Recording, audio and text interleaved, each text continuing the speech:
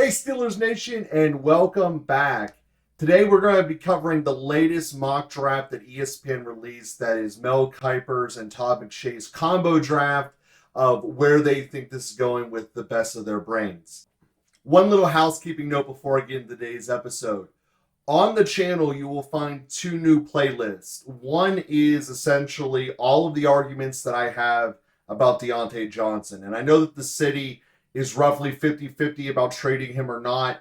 I am very pro trading him, and those articles in that playlist, those videos, are my argument for why, and they go much deeper than what I can do in any single individual episode. The second one is the exact same thing with Canada, except there's much more of us who are against Canada, but unfortunately it is what it is at this point. But nonetheless, let's dive into the mock draft that we have here. The one that McShay and Kiper did here is a no-trade situation, so it kind of shows who will be around and the ballpark where we'll be at 17. I cannot tell you how much I disagree with where they go in the first round, but let's go through it, and we'll kind of hit to it as we go on. So the first pick, obviously Carolina blew their entire load to go get a quarterback. Doesn't really matter which one they get. Houston takes the other one at the second pick. Arizona takes the best edge rusher in the draft from Alabama. Colts have to take a quarterback, so they do. Jalen Carter does not slip at all. He goes fifth, according to Kiper, to Seattle via the Denver trade, which, oh, by the way, how much did Seattle completely fleece Denver? Trading a broken asset and get maximum for it, something you should do all the time. So then we look at number 6. The Lions take another elite pass rusher. In this case, is going to be Trey Wilson. Vegas, who needs absolutely everything, drops the ball, in my opinion, by taking Witherspoon. The guy cannot cover anywhere except for the slot and doesn't have enough lateral movement to be the first guy in the draft. I don't even think he's worth it at 17, Devon Witherspoon. Unfortunately, my guy who I'm in love with is McShay's pick for number 8, that is Christian Gonzalez. And when we look at 8, that's not exactly a super expensive price tag to jump into. Obviously, you have to make sure he's still on the board before you do anything like that. They have the Bears taking the first offensive lineman. The Eagles then take a running back at number 10. B.J. Robinson's amazing. I don't really see him going top 10, though. That's a little crazy to me. Titans swinging a miss on another quarterback. This time, McShay's calling the one from Kentucky. The best receiver on the board goes at 12, which is the one from Ohio State, Jackson Smith.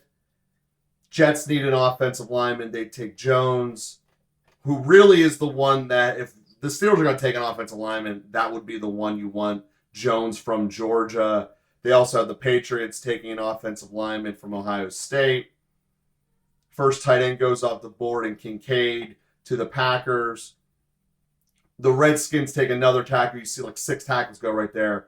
And this is where my number one disagreement is they give the Steelers Zay Flowers, wide receiver from Boston College. So it's nothing against Flowers per se.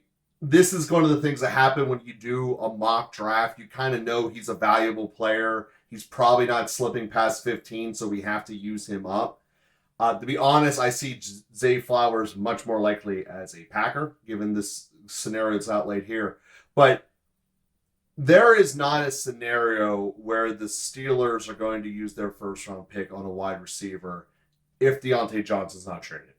It's just not going to happen, because the amount of volume that they already gave the ball to Diontae barely gives you enough volume to give to George Pickens. Putting another first-round asset here is basically trying to plant a flower in the desert. It's never going to get enough love to be able to bloom and blossom. So therefore, I completely disagree with what Kiper is saying, but I also want to use this opportunity to look at kind of who are the players that the Steelers would have passed up that go immediately thereafter. Chancey from Pitt, again, I don't believe that he's going to be the real deal. I think that he's going to be a bust. Same with Joey Porter Jr., who they don't even have going for a while here. There is Addison that they have lower rated than the one from there. Just overall, as I look at this, the Steelers taking the pick of a wide receiver isn't really feasible, isn't really realistic in my opinion, especially in light of the news of just we getting Robinson. Now, it just doesn't make sense. But what I do want to spotlight on this episode is if we are going to move up, who are some teams that we would be fighting against who also will have a giant desire to move up? Without a doubt, the Washington Commanders will have a desire to jump up and get a quarterback. They are in desperate need of one, and they're one of the teams that will be fighting to get it. And when we look as far as possibilities of where they would land in this particular draft, I see Seattle as a potential trade back candidate and get more assets. Seattle has some things going for them, but they're in a situation because they haven't had a lot of draft picks in the last couple of years. They are in need of assets. So Seattle is a candidate for trading back. None of the top four are, unless Arizona does, which I highly doubt. But the other three, the Colts, the Carolina who's already traded up, and the Texans, they are not moving. Seattle's a possible come-down candidate. Detroit's a possible come-down candidate. Vegas is in, they need to rebuild as quickly as possible. John Gruden left them with a bare roster that really doesn't have elite talent. An argument with Vegas can be made either way. Trade down, get more quality picks, and try to restock the shelves, or just give me an elite talent. As I've discussed many times, I believe the Steelers need one single elite guy rather than a combination of very good guys. Where this team is at right now is just loaded with potential that is unproven, especially on the offensive side of the ball. We have a future potential best at his position player in Freiermuth. We have George Pickens, who has all of the intangibles, and I believe if he didn't have a torn ACL his senior year, would have been a top 10 pick overall, let alone not make it to the second round. So those are two tremendous assets I want to see get the ball more. And obviously our running back situation is what it is. And there's no putting a third guy in that mix. We have two very good backs there. So when I look at this, to try to give another mouth to feed on offense isn't realistic because they're all in a status of developing and getting better, again, with the exception of Deontay Johnson. So when we look at where does the team have needs, corner, inside pass rusher. If I'm sitting here using McShay's draft here, and I see that number 5 overall is where Jalen Carter goes to Seattle. Okay, we probably weren't trading up to 5. That's probably too expensive. But if I'm sitting here and see that Vegas goes with Witherspoon and number 8 is on the board, Atlanta doesn't have a lot of great things going for them. But they do have an elite corner. And I can see them being easily a team to say, hey, let's trade up. I also don't think that Atlanta's drafting a corner. They have so many needs. I don't think that they will do it. So when I look at this overall, I think there's a very good chance that offensive skill positions go higher than McShay and Kiper have here. And it really opens up the possibility, I believe, of having corners fall. Now, I could be wrong on that, but I definitely believe Christian Gonzalez is night and day the best corner in this draft. And if you can get him at number 8, maybe even at number 9, if Chicago's willing to trade back, I certainly would entertain that. I can also see the Eagles being willing to trade back because their team is very stacked and they have shown the propensity of being willing to move around and take assets. If you can trade back, if you're the Eagles, you have a very strong team, trade back 7 slots, there's a lot of enticement to that. So I think really when we're looking at possibility of trading up, I think that the highest reach you can get to is 6, but I think that's probably where the Redskins will target to try to get a quarterback. I think Vegas and Atlanta certainly are capable partners, as well as Philadelphia at 10. Once we get past there, Houston at 12 could be a possibility, but now we're getting into the question is only 5 spots worth what the trade cost would be? because after we get past Houston, the Jets, Patriots, I don't see them being viable trade partners, and then you're only 2 picks away. If we get to the Packers on the clock and the Steelers haven't done a trade, they're not going to. That's my opinion when it's all said and done. I think realistically, if we're doing a trade, we're looking at the latter half of the top 10, probably looking at Atlanta when it's all said and done to do something with, possibly Philadelphia at 10. So with that being said, that's where I think the first round trade possibility partners and why I think they're partners. And I think that that's always important to look at going through here. But as we just see what Kiper and McShay give for the rest of it, with the 32nd pick, McShay has us going with Brian Branch out of Alabama. I don't see a situation where they're going to go with Branch over Ringo. I just don't see that possible at all. I think that Ringo's a much better asset. He's just better at the position when it's all said and done. And getting Branch in there because he's better at making the tackle, I don't see it as a much of an upgrade over Ringo with his coverage ability, if that's where we're looking at corner at 32. Again, as I discussed before, corner is one of these positions that if you swing the bat and you go for the home run, you get that early in the top 10, and you can get a Hall of Famer that way. You can get someone that you can build a defense around. But in general, once you get out of the mid-first round in terms of picking corners, most of them do not develop in the first 4 years and end up rotating to a different team. Obviously, we can all think of the couple of exceptions that don't, but the vast majority end up rotating at the end of that first contract. And my personal belief in terms of team building is that it's better to swing for a home run at a cornerback and then build through the rest of them through free agency than it is to try to relapse someone who's not going to develop in time and not re-sign with you, because that's the history of the position. At 49, Mel Kiper gives us Anton Harrison out of Oklahoma. I don't believe that Harrison will be able to beat out Moore as your opening day starter, and I don't really see Moore's ceiling as low as most of Steelers Nation does.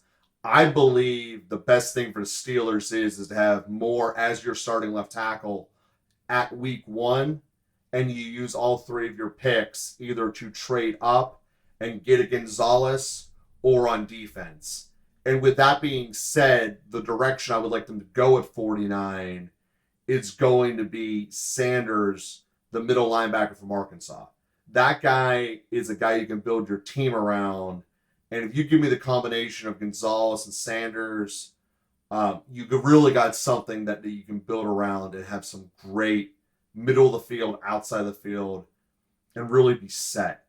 So when we look at the draft picks here of what Kiper's giving us, it's just not a whole lot of needs being taken here. And we even look later of some of the players that aren't there. You know, it's just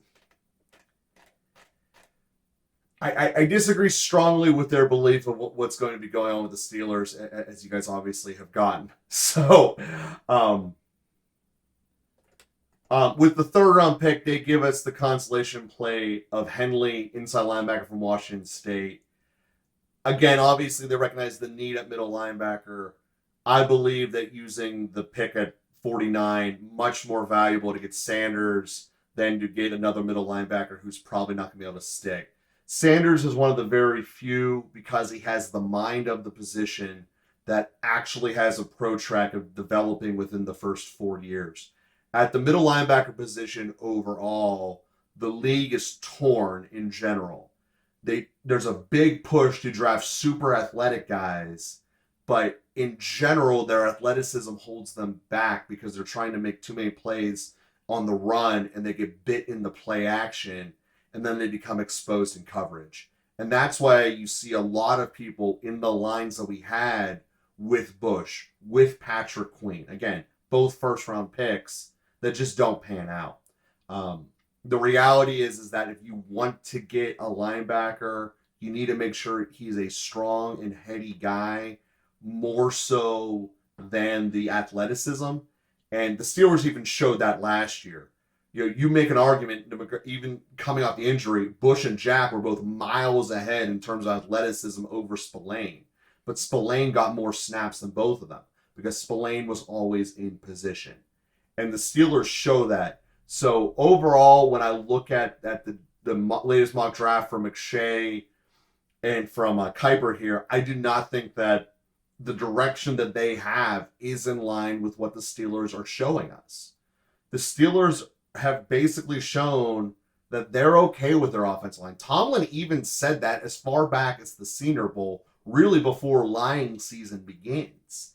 And we already signed the swing tackle for the backup. We signed three different we signed in two starting guards, giving us four starting quality guards on the roster, which also opens the door for a trade possibility in the second or third round. We're trading Dotson, because Dotson, being a quality starting guard who's had a lot of snaps, does have value. He doesn't have as much value as Deontay, obviously, but pairing him with a third-round pick to move up is possible. I think that ultimately trading Dotson is very valuable for this team because the Steelers are not going to hold four guards on their opening day roster. And therefore, trading the one who's most likely not to make the team, which is Dotson, and that's just looking at what the Steelers have shown. You wouldn't sign two starting guards if you were in love with Dotson's game. But the fact that he is a starting guard, he does have a wealth of experience, and there's a lot of need for interior offensive line around the NFL, I think Dotson can give you a fairly decent haul. I'm not saying he's getting you a first round or anything like that, but I do think that moving Dotson would make a lot of sense and be a lot of value, especially if you're looking here somewhere saying, I want to get Sanders. I want to make sure I get a quality second round middle linebacker, which I believe Sanders is. He's probably the first one that goes off the board. And I really think that that's the direction that they should really consider when it's all said and done. So my dream draft, if we could do this, would be trading up to get Gonzalez. Which one of the landing spots I discussed before doesn't really matter as long as it's Gonzalez that comes in. Or Jalen Carter. I just don't think Jalen Carter is realistic. You give me Gonzalez on a defense that can do press coverage as well as Peterson on the other side. You take away all short wide receiver passes, and you really put pressure on teams to have to sit in a pocket for the ball to go downfield. And that is just inviting Highsmith and Watt to destroy games. And I believe that getting Gonzalez in here, because he is the best at doing that in this draft, and there's no one else that comes close to him. Gonzalez is the swing for the fence that says, I could be a Champ Bailey type. He's bigger than Champ Bailey, but he could last that long and be productive. It would be amazing. So that's how I would like to do it. Obviously, that takes 17 to move up. Probably one of the other second rounders. And if it takes 31 and 17 to get Gonzalez, I take that as a major win. If it takes Deontay Johnson in the number one to get Gonzalez, I take that as an even bigger win. And that would be the direction that I would like to go with this when it's all said and done. And then as long as they get Sanders on the roster, I think that those are the two best pieces that could enhance the Steelers starting in week one. Any offensive skill position player to me is a complete and utter wasted draft pick because there's not enough ball to go around. Again, that's assuming Deontay does not get traded. If he does get traded, I'm still not sure that we need to draft the first round pick because I want to see much more volume go to both Freiermuth and George Pickens. It kind of feels that there's not going to be enough ball around for the third receiver. Because the other thing that's made very clear, when the Steelers had their comeback at the end of the year, they were committed to run the ball, both through Warren and Najee. So if we're going to really up our running ratio and maybe get above 40% to 45%, which, by the way, would make us one of the 5 most rushing teams in the league if we get to 45% of our plays being running plays. But if we do go in that direction, it even lessens the need for the number 3 receiver even more. So to look at that route of saying we should get a receiver in the first round No, I don't think it's valuable at all. I certainly understand an argument for Steelers Nation to say, I want to get an offensive tackle in here.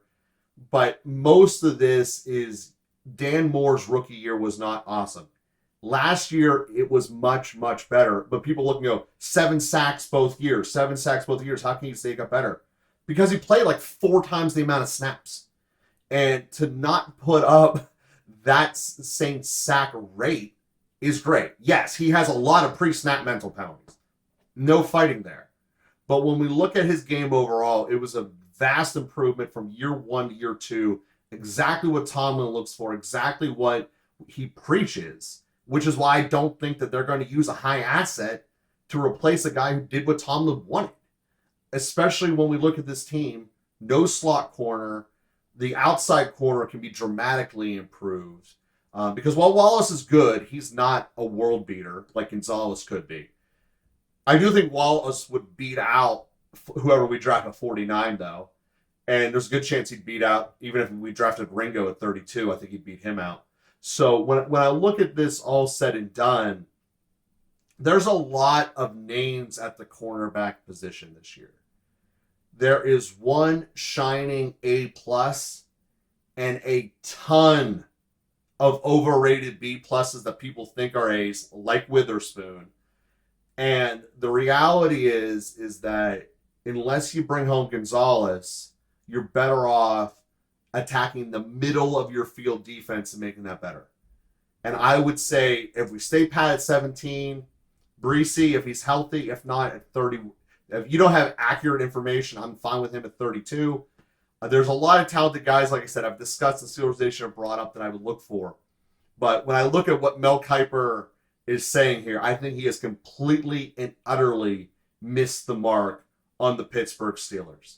So again, guys, if you want more information about the Canada thing, click on the playlist there. You can see all my tapes on Canada. Same with Deontay Johnson. I'll see you guys on Monday of next week.